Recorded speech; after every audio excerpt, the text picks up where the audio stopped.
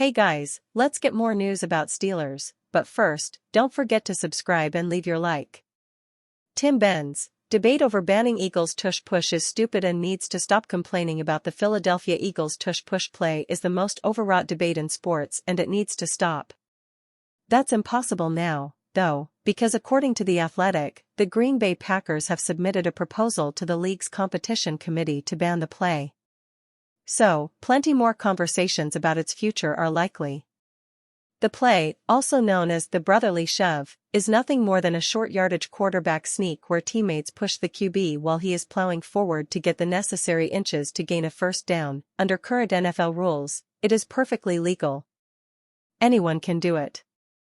Other teams have tried, but no one does it as well as the Eagles because QB Jalen Hurts is strong with good leg drive, and their linemen are particularly proficient at getting low and rooting out opposing defenders. Opponents of the play usually spew a cacophony of nonsense about player safety risk, its lack of aesthetics and ingenuity, and claim it's not real football. There is no skill involved, and it is almost an automatic first down on plays of a yard or less, Packers president and CEO Mark Murphy wrote on the team website early this month. I would like to see the league prohibit pushing or aiding the runner, QB, on this play. There used to be a rule prohibiting this, but it is no longer enforced because I believe it was thought to be too hard for the officials to see. The play is bad for the game, and we should go back to prohibiting the push of the runner. This would bring back the traditional QB sneak. That worked pretty well for Bart Starr and the Packers in the Ice Bowl. Former Steelers coach Bill Cowher also blasted the play on the Dan Patrick Show a few weeks ago. It's not a football play. It's rugby. They call it a scrum, Cowher said. You're pushing people and pushing them over. If it's just a quarterback sneak, I get it, but it becomes like a push in the back, and it's a scrum. It's not a strategical, sick play, in my opinion. I'm not one who is ever inclined to support Philadelphia when it comes to, well, anything, but Eagles fans are right to scoff at any of those arguments. Here's why. If, as Murphy states, the play has no skill involved and it's an automatic first down, why don't his Packers, or any other team, for that matter, do it as well as the Eagles?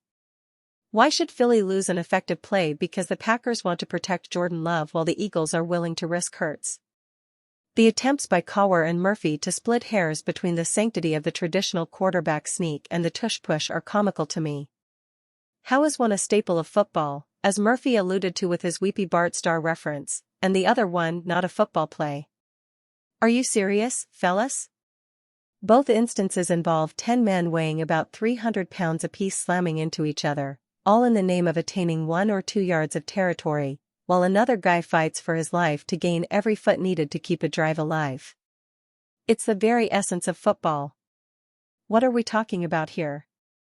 How does Hurts getting pushed by 2 other guys make that play not football when a traditional QB sneak is fine? So what if he's pushed? Who cares? Furthering that point, what do Cowher and Murphy think will happen if the tush-push is banned? Are the Eagles and other franchises going to start running intricate, exciting double reverse flea flickers on 4th and 1? Cowher is complaining about scrums. All QB sneaks, even the ones he and Murphy like, result in scrums. If Saquon Barkley takes a handoff from Hurts on 4th and 1 instead and runs right into the offensive line, that's going to result in a scrum. What's the difference? The last argument in favor of the brotherly shove is the biggest one. Murphy is right about one thing. There once was a rule that banned pushing ball carriers from behind. Yet, language barring such actions was removed by the rules committed in 2005 because it was deemed too muddy for officials to see or interpret in real time within the mass of humanity that exists in NFL short yardage plays. How has any of that changed now? Do we really want to add one more gray area of a rule back onto the books for officials to interpret in live action? Don't they have enough to deal with as it is? Aren't they struggling enough with an overloaded hard drive of rules, explanations, and interpretations at this point without adding another just because one team has exploited one loophole that has been present for 2 decades? I certainly think so. What are we going to do next? Are the coaches going to throw challenge flags if tush-push violations are missed anytime a QB sneak or a running back plunge is executed? Let's be honest, Murphy and other team executives who support him in erasing the tush-push are doing so for two reasons. First of all, they don't want to risk their own QB's health because there is peer pressure to do what Philadelphia does. Secondly, no one does it as well as Philadelphia. That's it. That's the quiet part. I'll just say it out loud. The tush-push isn't a big deal. Leave it alone. Putting a rule back into print again that bans it will create far more problems than the play itself does. Ex-Steeler and former NFL first-rounder addresses Pittsburgh upon retiring. Former NFL safety and linebacker Keanu Neal officially called it a career on February 23 after last suiting up for the Pittsburgh Steelers in 2023.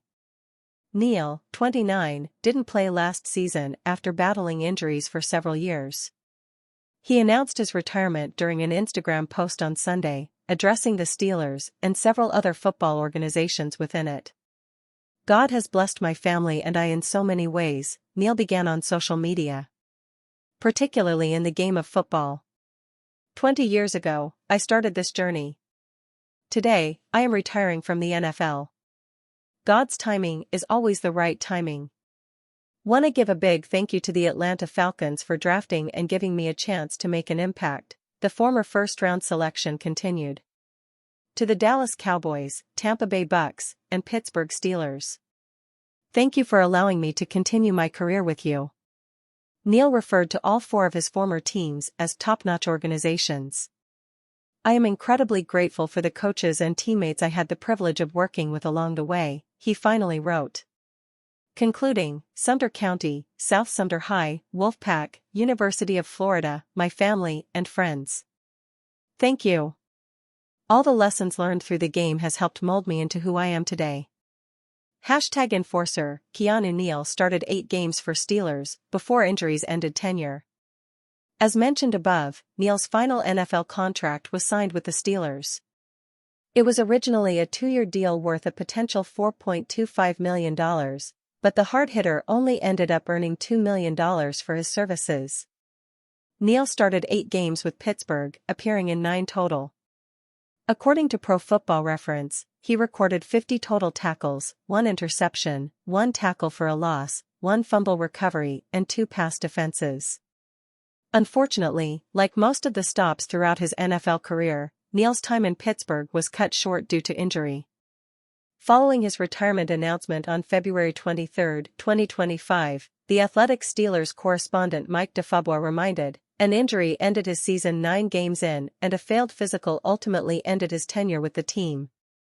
Neal accumulated 523 total regular season tackles, 22 for a loss, 4 interceptions, 8 forced fumbles, 2.5 sacks, and 22 pass defenses during his 89 career appearances. He also earned 1 Pro Bowl honor with the Falcons in 2017 and started 5 playoff outings, including Super Bowl 51, for Atlanta, with 44 postseason tackles, 1 fumble recovery and 1 pass defense. NFL fans react to Keanu Neal's retirement. NFL fans and followers sent Neal their well wishes in the comment section of his post, which had over 7,000 likes in the first hour. "Man, I feel old," one Atlanta supporter replied. "We will never forget you being a dog, and we will forever remember the 2016 team for being awesome. Thanks for helping me become a Falcons fan. Enjoy retirement." Pittsburgh Steelers interested in trading for Matthew Stafford. The Pittsburgh Steelers are one of the teams interested in trading for Los Angeles Rams quarterback Matthew Stafford, according to Sports Illustrated's Albert Breer. In addition to the Steelers, the New York Giants, Cleveland Browns, and Las Vegas Raiders are other teams that have inquired about his availability. The teams you'd suspect would have their hat in the ring have, indeed, thrown their hats in the ring. The New York Giants, Cleveland Browns, Pittsburgh Steelers, Las Vegas Raiders and others have shown interest, Breer wrote. Jordan Schultz of Fox Sports reported last week that Stafford is a first-round pick, and the quarterback wants a $50 million contract in the new spot he plays in next year if he is traded.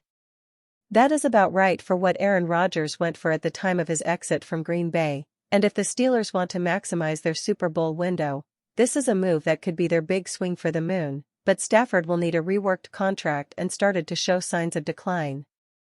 On top of that, Stafford has often been injured, and with the Steelers' young but still growing offensive line, those concerns would not be quelled in Pittsburgh. And are you a fan? What do you think of the Matthew Stafford situation? Leave your opinion in the comments.